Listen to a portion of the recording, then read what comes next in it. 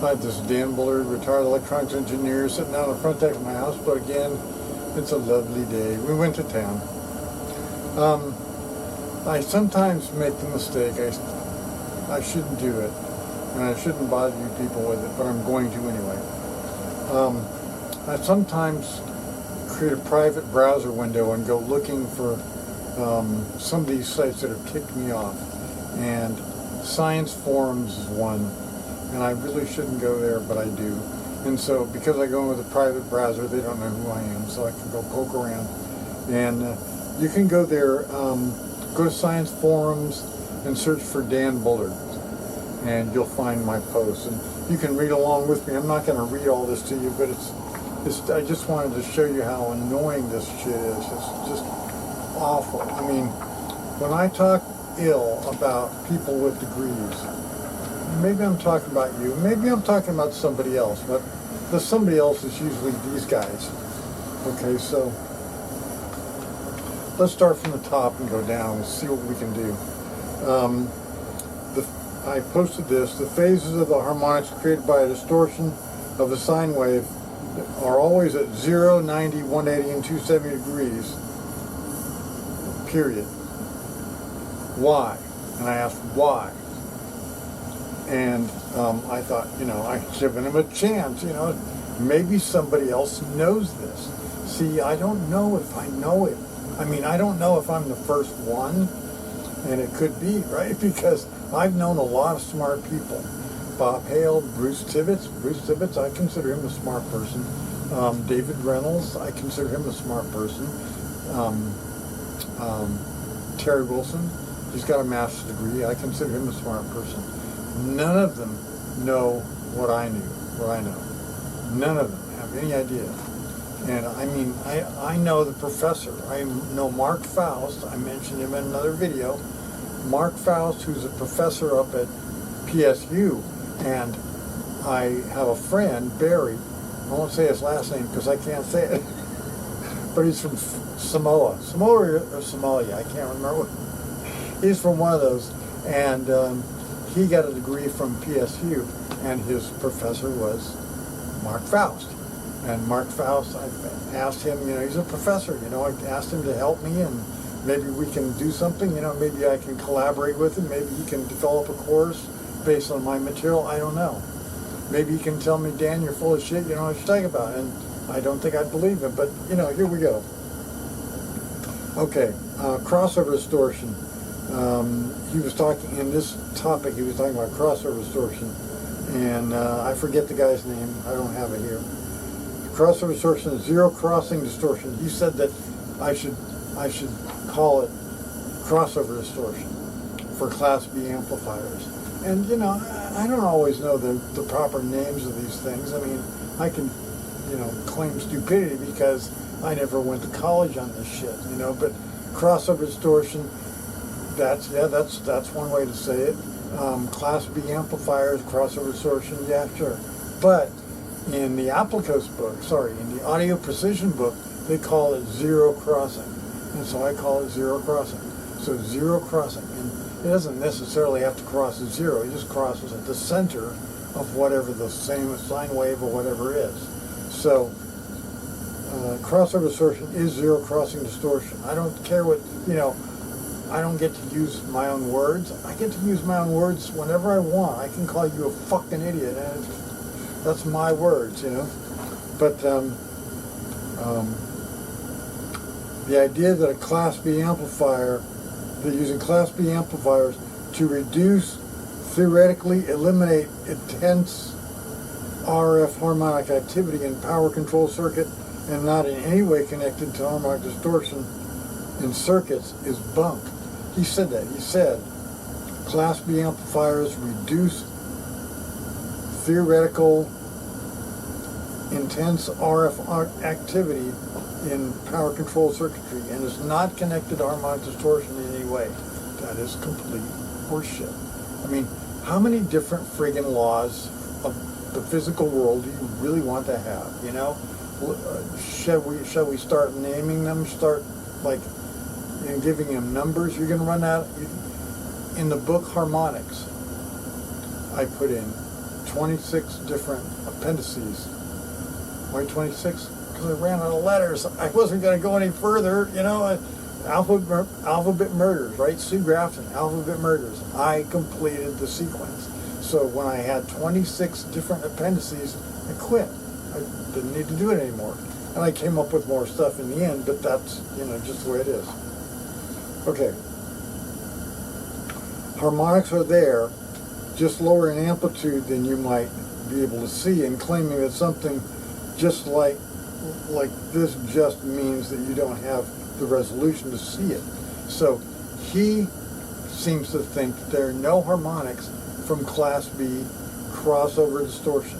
And crossover distortion is different from peak distortion. No, I'm connecting it all together. I'm trying to connect it all together. If you look at my best review on distortion, that's what he says. You connected it all together. Everything's connected together. Nothing is separate. Square waves and distorted sine waves can be understood the same way, exactly the same way.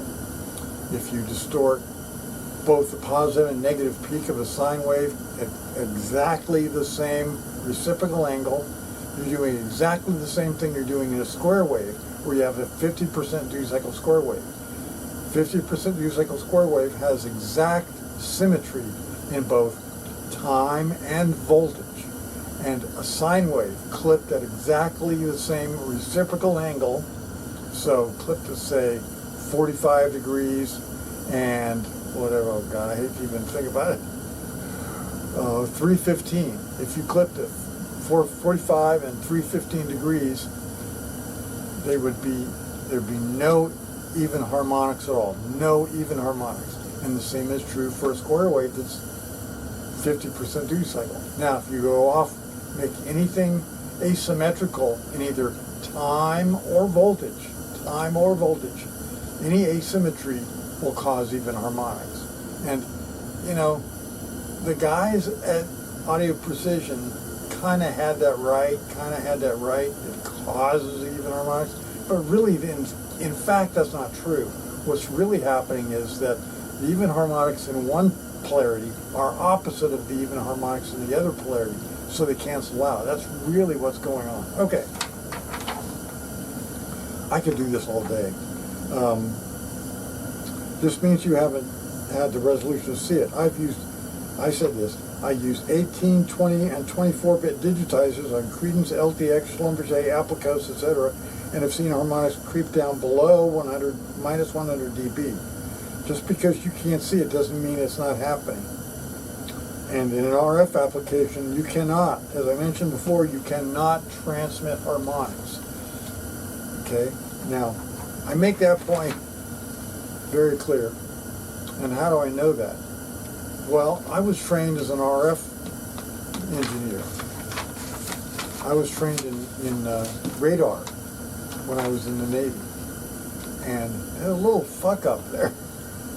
When I was detailed by my recruiter, they gave me a communications degree, or not a communications degree, but a communications designation. So I was an ETN. ETN means communication for some reason. However, when I was going to Great Lakes in around Lake Michigan and Chicago, when I went there and went to training, they had closed down the ETN school, the communication school, so they could revamp it because it needed to be rebuilt. And so they did that, and they threw me in the radar school. And I did great. I didn't do as good as I did in the theoretical stuff, but once I figured out what was going on with the radar, and I won't use the excuse that I was brought up on communication. They were separate things. And so in school, I learned both communications and radar, whatever there was to learn about radar. But as soon as we got into communications or radar, you were put into class, and boom, you went through that class. Well, I didn't go through my communication class. I went through the radar school, right? And I did pretty good. I didn't quite get it right away, and so I ended up graduating second in my class instead of first. I was first up until then, so I graduated second. But that was good because The guy who got his choice of duty, he got stationed back at his hometown. That is horrible, horrible. I got stationed at San Nicolas Island, which, for a couple of years was pretty good.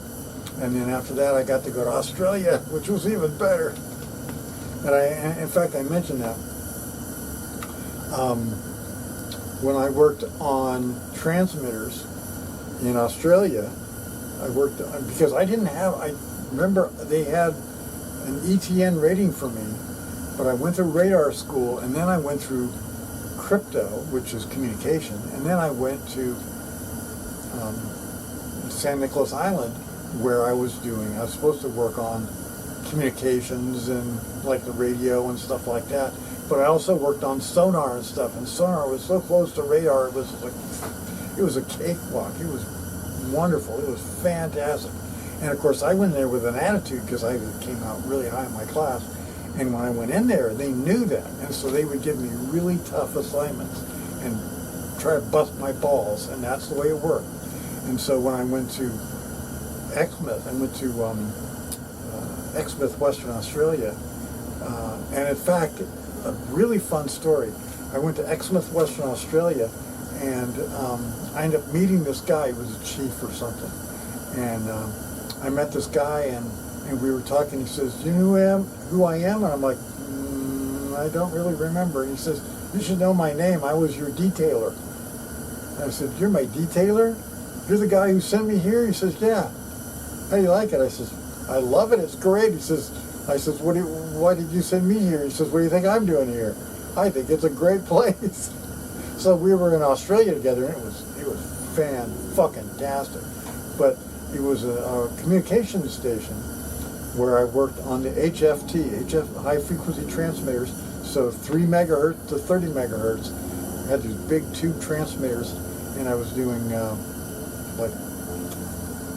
I think 40 megahertz or 40 megawatts is the biggest thing. They did have 200 megawatt transmitters, but we couldn't get them to work. And we tried a couple times, and we couldn't get them up. I was a second class. I became second class when I got there because I took my train course when I was back at San Nicolas Island, so I was advanced to second class. And so there I ended up in charge of all the ETs that worked on the radios. And so we learned everything about radio. I learned everything about radio. I did all kinds of stuff. And I had a rule. I was an asshole. I admit it. I totally admit it. My wife was a radioman at a different site. She was at the HF receiver site. And so she would take a van and they'd go way down the road because they had to be a long way away from the transmitter site. They'd go way down the road, like 30 miles. In fact, we started staying at a place we called the Shack right at the airfield. And so they would pick her up and take her on down. So they would pull up sometimes to honk the horn, and she'd be like getting out of bed like, "Oh, I'll be there in a minute." So, but I worked at HFT at the transmitter site, and I had a rule. April's thing, HFR, they had radios that couldn't tune to this frequency or couldn't tune to that frequency, and she had to keep all that in her head as a radioman. And I didn't like that approach. And so when I worked at HFT, I had a rule. You will fix every transmitter to work on every band at every frequency. No exceptions. Every transmitter, if it doesn't come up on some frequency, you're going to fix it. It's going to be tagged as down. So every transmitter was set up that way. Now, you'll love this. Okay, so I started doing this in February, March of 1979. Yeah. So I started doing that. That was my policy, and I was an asshole about it. And I would tell the operators, you will make sure that if anybody says, "Oh, you can't use that transmitter because that won't run at that frequency," I want it tagged down, and somebody will work on it. I'll make sure somebody works on it, and they'll get it back up. We had the equipment. Believe it or not, we had the equipment for silver plated, so we could silver plate the band switches. So when the band switch wore out, You can't just say, oh, I can't use that band because that band switch is burned out. No, you can sand it down and you can use silver plating to replate it. We had the equipment there. So I made it necessary that every transmitter could run on any frequency, and any transmitter that couldn't run, it was down, and it was down until it got fixed. And I did everything. I mean, I did amazing shit at that site. We had a fire there. It was amazing. We were having a meeting in the ET shack, and a guy comes in, a radioman comes in and starts saying, Penny Officer Bullard, can you come here and come help us? And I'm like, why, what's going on? We're having a meeting. And he's like, you got to come with me right now. So he ran out the door, and I went, I'm not even on duty, There's this guy over here who's on duty, why don't you use him? He said, come with me, hurry up. So I ran with him, and the rest of the group followed me. We ran into the transmitter area, and what should my dazzling eyes see but a fucking patch panel, antenna patch panel, completely ablaze, completely on fire. And they had all these transmitters running, and this whole patch panel was just burning, and the radioman didn't know what to do about it, And I'm like, shut it down. Shut them all down. Shut all the transmitters on this side down. And they're like, well, we're on the air. I don't care. Shut them down. So we shut all the transmitters down, and we opened it up, and it was burned to a crisp. The patch panel was burned to a crisp. And we had to have parts flown in on a MAC flight twice to repair everything. We put it together the first time, and it burned up again. So we must have learned something, because we put it together a second time with new parts, and it all worked. So we went through 2 rounds of repairing it. It was like 24 hours a day working on this goddamn thing, I mean, at this time, it was insane. I was working up to 36 hours straight. And I was a young man, I could do that. So I learned all about radio. And you can't transmit harmonics on radio. You cannot do it. It's impossible. And if you do, you get in trouble with the FCC. You can't transmit harmonics, because the output tubes or transistors will be filtered, and it'll take out everything that doesn't belong in that band, whatever it is. And that's part of the whole band switch and all that stuff. So I learned about that. And so this guy is saying that you can transmit harmonics, or he was implying that.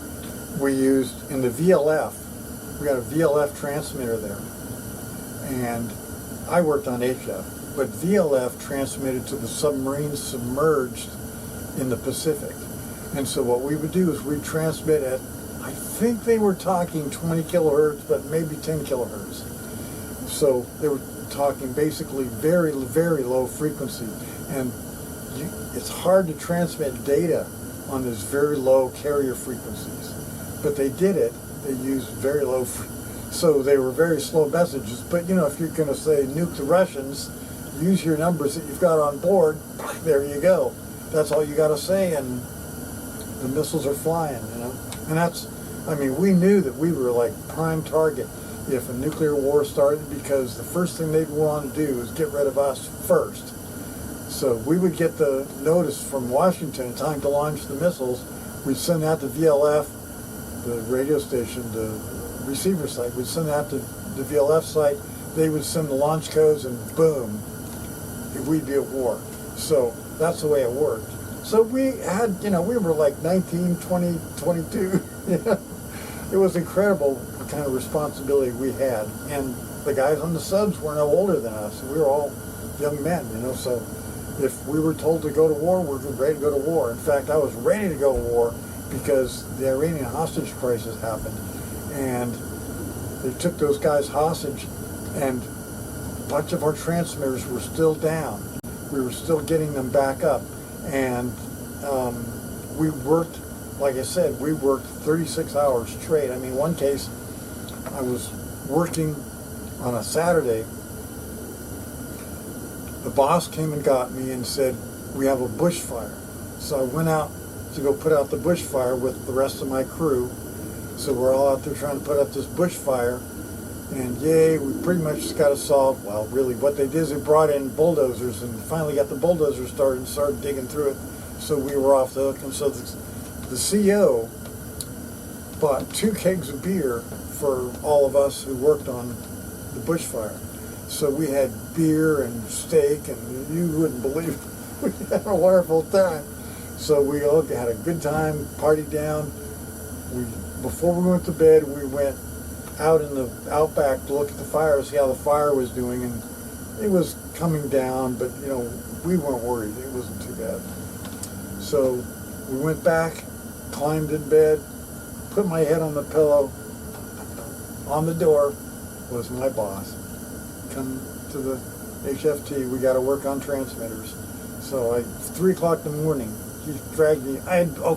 I had been drinking and cavorting for the last 4 or 5 hours, but he took me back to work on these goddamn transmitters. So, I mean, I learned all about HFT and transmitters and radios and everything. So, I knew all that stuff. I tell a lot of interesting stories. This one guy, he said, he gave me some real obscure formula. Blah, blah, blah, blah, blah. What he meant was, what if I have a distortion at 135 degrees? Now think about it. What if you have a distortion at 135 degrees? Okay? You live in LA. You're going to go to Miami Beach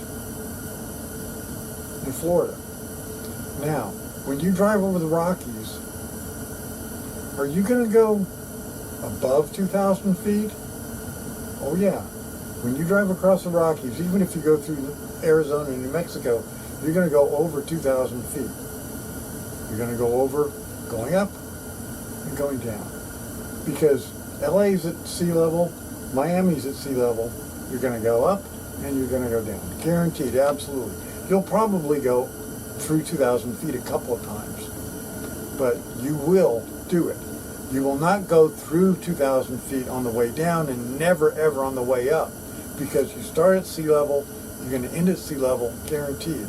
So you can't have a distortion at 135 degrees. It just can't happen. It cannot happen. If it happens at 135, it also already happened at 45. So you can't have a distortion at 135. It had to happen at 45, and then you go through 135. The same is true on the other side, on the lower side. If you have a distortion at, 200 degrees. Well, 200 degrees, you're going to have something that's 70 degrees after 270, right? 200 degrees, 270 plus 70 degrees, what was that, 340. So you would have something at 340. You cannot have a distortion at 340 and not have a distortion at 200, period. Can't happen. Now, if you do, that's noise. If a nuclear bomb goes off in Portland for right now, let's say that happens. If it goes off, boom, lots of things happen. But it isn't going to go off every day at the same time. That's crazy. That's crazy. So yes, you'll get lots of noise, but that's not the same as harmonics. That's not the same as all the sine waves and all the waves will get harmonics for a short period of time, and then they'll die off. And that's true for everything. But unless that nuclear bomb goes off every day for the rest of eternity, that ain't going to happen. So you can't have a distortion at 135 degrees, no matter how much you obfuscate. You can have a distortion at 135 if you didn't also have a distortion at 45. And what do those two have in common? Right smack in the middle is 90 degrees. So, boom, there you go. 90 degrees. So, whatever harmonics happen, they have to happen at 0, 90, 180, or 270, period. Now, if you take that and slide it over, make it a cosine wave, it's 0 and 180, period. And that's Davor's law. And I came up with that, or Davor came up with that, and he offered it to me, and I said, no thanks. So, anyway, I mean, you can read this. I'm not going to read it all, but it just frustrates the hell out of me. The stuff that these guys come up with and they throw me off. They tell me, "Oh, you're no good. You don't know anything, and we're rooting for you because maybe you discovered something, but we don't think so." So it's really depressing for me. And I'm sorry, I don't mean to depress you, but it's depressing for me. And you can see why I get so wound up about it. It's depressing. And I don't want my life to end on this note. I want to be like, rah rah, sis boom bah. I want to be like, celebrated. But if not, that's fine. Whatever. I know what I discovered, and it does my heart good to know that Mendel discovered things that came to fruition after he was dead, and that's probably going to happen to me. But I'm doing my very best to make sure that it doesn't happen to me. I'm trying to get the word out so that we all understand what's going on. These guys at Science Forums, they don't know anything. In fact, nobody knows anything. I cannot get a peep out of Mark Faust or Bruce Tibbets or any of these guys. Teradyne, you would think Teradyne would say, okay, we admit, or Applicos, we admit that you discovered something important. Why not? What's wrong with it? I mean, I could stop bashing them. I could treat them as, that one guy with that YouTube channel, I would like you to be my friend. I would like you to be on board with me. And, I know I've insulted you, but, you should be on board with me. I was really, really hoping for that. But then you said, oh, well, let me see if I can discuss your rules. No, they're not rules, they're laws. So that's what you should do. Call them laws, or Dan's Laws of Harmonics, or Bullard's Laws of Harmonics, or whatever you call them. Dan's rules is for aliasing.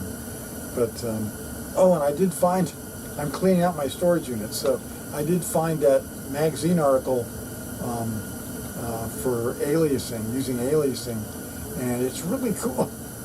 The guys at Test and Measurement World, the guys who worked there, remember that article because it was so groundbreaking. So, yes, it's okay. Nyquist did pretty much say that, and a friend of mine turned me on to the idea of many years ago. His name was Larry Getman, and now he's doing, I don't know what he's doing, but I did connect to him on LinkedIn. So Larry Getman was the first guy to talk to me about that. But I know for a fact that Daver figured it out on his own, and I kind of, between him and Daver, between Larry Getman and Daver, I kind of put it together and got it done. So, you can do alias, you can do amazing stuff. You don't need a 10 gigahertz scope in order to measure, a couple hundred megahertz. You can get it with an old scope, but you have to be willing to let it alias. And if you're willing to let it alias, you're good to go. You can sample anything. You can sample X-rays with a 1 hertz rate and get far better than 1 hertz resolution. Far better. So, I mean, if you want to do that, you can. Now, anyway, I talk about a lot of good things on this site, and I want you to look at it. It's Science Forums. Just search for Dan Bullard. Go in there and look. And you know what? I would be willing, I would love it if you would go in there and sign up for an account and badger the shit out of it. That would be great. And if you can't do that, or if you don't want to do that, that's okay. But, honestly, they really deserve that. And I'm not going back. I'm not going back. Just not going back. Kind of like that Steely Dan song, never going back to my old school. No, thank you. I want nothing to do with those people. Nothing to do with those people. So, anyway, it's a wonderful day. We had a trip to town. It's hopefully going to get nice, and then it's going to go bad. So, here we go. Welcome to Oregon. Wintertime in Oregon. But it's Groundhog Day, so yay. So, we'll be watching that movie. Anyway, from the river, this is Dan Bullard. See ya.